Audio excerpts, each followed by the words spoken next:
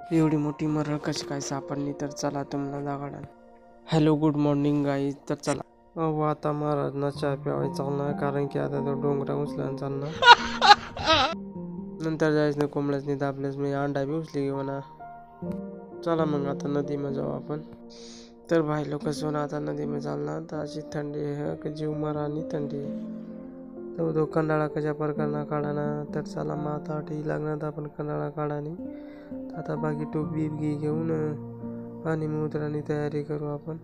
टोपी नाही घ्यात आता भाऊ उतराई पहिले भाऊ चालणार आता मग उतरानी थंडी ते दखत. तर आता कंडाळा तर काढाय घ्या पण थंडी जास्त असल्यामुळं काही मासा जास्त सापडला नाही. तर चला आता जेवण करी घेऊ. जेवण करे तोपर्यंत आमना पंटर राहील खेळी.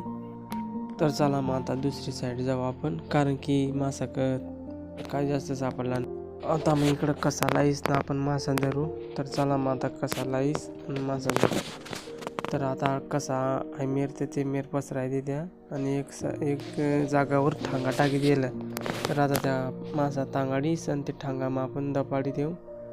मग तुम्हाला दाखवू किती मासा लागत नाही किती नाही. अशा प्रकारनं ठांगा आता इकून तिकून तुंगाडीच नाही तेव्हा दपाडणं लागते तर त्या मासा सापडते. तर चला ते एवढा मासा सापडणार भाऊसून. तर चला तर भाऊसून माझा एक आणि तर काय जावाने एक काम लागणार कळवणला डबा सोडाना. तर आता कळवणी हॉस्पिटल म्हणून एक पेशंट आपला.